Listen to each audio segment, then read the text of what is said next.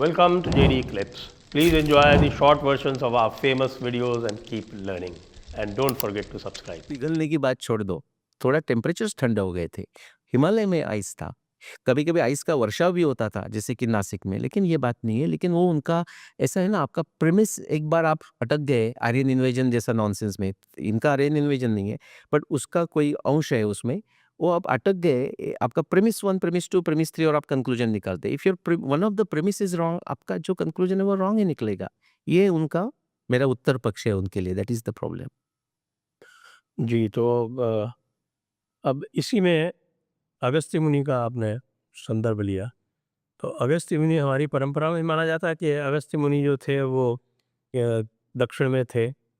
दक्षिण में गए और उधर उन्होंने विस्तार दक्षिण में गए, दक्षिण में विस्तार किया। संस्कृति तमिल भाषा का जो व्याकरण है वो उनका वो मानते हैं। तमिलनाडु में ऐसी मान्यता है। अगस्त्य ठीक है, अगथियार करके। अगस्त्य ऋषि ने कहा। तो ये जो वाल्मीकि रामायण में भी भगवान राम जाते हैं, वो अगस्त्य ऋषि से उनका साक्षात्कार होता है। अगस्त्य ऋषि भी उनको कुछ संधान देते हैं। करेक्ट। और ये सब उसमें वर्णन आया है। तो ये मैच होता है क्या? मैच होता है ना। अब अभी हमें ये भी फर्क करना है कि अगस्त्य का तारा लाइक स्टार कैनोपस और अगस्त्य ऋषि, जैसे कि वशिष्ठ ऋषि अरुंधति वशिष्ठ ऊपर आकाश में तारों के रूप में है। ये भी भारतीय ट्रेडिशन है ना, कि जो हमारे यहाँ बड़े बड़े व्यक्ति होके गए उनके नाम तारों को दिए गए, जैसे ऋषि, राजर्षि। जैसे कि ऋषि में ये सब ऋषि है, विश्वामित्र और अगस्त्य और वशिष्ठ। राजर्षि में त्रिशंकु है हमारे यहाँ, उनके पुरोहित का नाम जो होता है वो दक्षिण दिशा में है। तो ये सब मैच होते हैं। और अगस्त्य ऋषि तो कैसे, अगस्त्य के वंशज, बोथ डिसिप्लिक सक्सेशन और जेनेटिक सक्सेशन वो भी अगस्त्य है। इसीलिए हमें वशिष्ठ, विश्वामित्र, अगस्त्य, वाल्मीकि रामायण समय में भी मिलते हैं, महाभारत समय में भी मिलते हैं। वाल्मीकि भी महाभारत समय में मिलते हैं, लेकिन वो सेम वाल्मीकि नहीं है। डिसिप्लिक सक्सेशन, उनके जो पुत्र है उनको भी वाल्मीकि कहा जाएगा, उन्होंने वो ट्रेडिशन मेंटेन की। तो नहीं तो जो उनके शिष्य है उनको भी वाल्मीकि कहा जाएगा।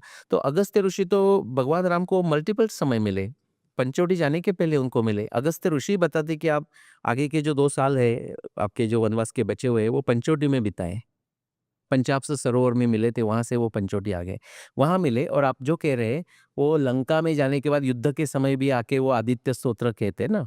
हाँ, तो दक्षिण का तो उनका इन्फ्लुएंस है ही। लेकिन जैसा चैत्र का मैं आपको कंप्लीट करूँ, तो ये अभी का और 26,000 ईयर्स का नहीं हो सकता। तो आपने जैसे तुलसीदास जी का वर्णन बताया कि वो सौम्य और बैलेंस्ड ऋतु था, या वाल्मीकि रामायण में जो वर्णन है, चैत्रम श्री मानयम मास पुण्य पुष्पित कानन, तो हमें कहाँ जाना पड़ेगा? उसके पीछे शिशिर ऋतु नहीं हो सकता।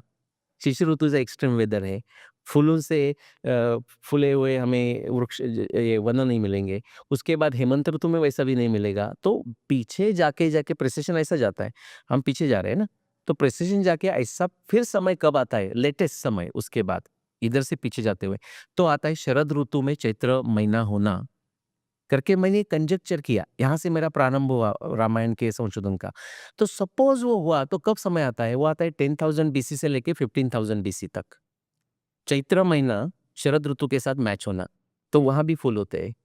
देन मैं से आई सेड कि ये सच है, तो क्या बाकी के जो एस्ट्रोनॉमी रेफरेंसेस है वो मैच होते हैं? तो उसमें अभी मैं 2 बताता हूँ क्विकली। जब पंचवटी में रहते थे राम, लक्ष्मण, सीता, और हेमंत ऋतु का वर्णन है, हेमंत ऋतु आ जाता है और अपना लक्ष्मण जी राम और सीता को पंचवटी यानी नासिक के जगह का पूरा दिन का वर्णन कैसा होता है, दिन कैसा जाता है, वो जो वर्णन करते हैं। सनराइज के पहले का वर्णन करते हैं, सनराइज के समय का वर्णन करते हैं। बहुत ठंडी हो गई है, बिकॉज वो तब का समय टेम्परेचर्स कम है। We are talking 14,000 years ago. लेकिन कोल्ड मीन्स फ्रीजिंग कोल्ड नहीं है, वो समय छोड़ के। देन वो वर्णन करते हैं दिन का, दोपहर का, आफ्टरनून का, और बाद में समय आ गया सनसेट का, फिर रात का भी वर्णन करते हैं। जो सनसेट का वर्णन आता है, तो वो जो वर्णन करते हैं वो लक्ष्मण जी, वो कहते हैं निवृत्त आकाश शयना पुष्यनीता हिमारुणा। निवृत्त, सन अभी निवृत्त हो रहा है, सनसेट हो रहा है हेमंत ऋतु के समय का। कहाँ हो रहा है? पुष्यनीता हिमारुणा, नियर नक्षत्र पुष्य। आज हम जब देखेंगे नवंबर दिसंबर में, तो सनसेट होने के समय का जो नक्षत्र रहता है वो रहता है मूला, पूर्वाषाढ़ा, उत्तराषाढ़ा। आप प्रेसेशन ऑफ अर्थ एक्सिस का बेसिक एस्ट्रोनॉमी 101 का उपयोग कीजिए तो आपको समय आता है 11,000 से लेके 17,000 तक का, बिकॉज हेमंत ऋतु का समय भी 2 महीने का है। तीसरा जो है, अभी अपने 2 तो मैं बोल दिया, ब्रह्म राशि और कैनोपस का, चैत्र का बता दिया, तो दोनों का सब एक जगह ही लेके जा रहे हैं। जब वानर पार्टी दक्षिण दिशा में जा रही है और बहुत समय उनको मिलते नहीं, सीता मिली नहीं उनको, 1 महीने की मुदत दी है, लेकिन 1 महीना क्या, 1 महीना चला गया, दूसरा, तीसरा, चौथा ऐसा महीना चला गया, ऐसा वाल्मीकि रामायण में वर्णन है। फिर जब अंगद बैठे हैं तो अंगद फ्रस्ट्रेट हो गए, बोला मैं अभी पीछे नहीं जाऊँगा सुग्रीव के पास, सुग्रीव मुझे मार देगा। और आगे भी जाना नहीं है, कोई पॉइंट ही नहीं है। फ्रस्ट्रेट होके बैठे हैं, तो वो वर्णन करते हुए क्या कहते हैं, देखो वो शरद ऋतु के एंड में निकले। शरद ऋतु चला गया, हेमंत ऋतु चला गया, शिशिर ऋतु चला गया और अभी वसंत ऋतु वहाँ आ गया है। वो कहते हैं कि वसंत ऋतु के सब साइंस दिख रहे हैं, उसका अश्विन महीना दिख रहा है।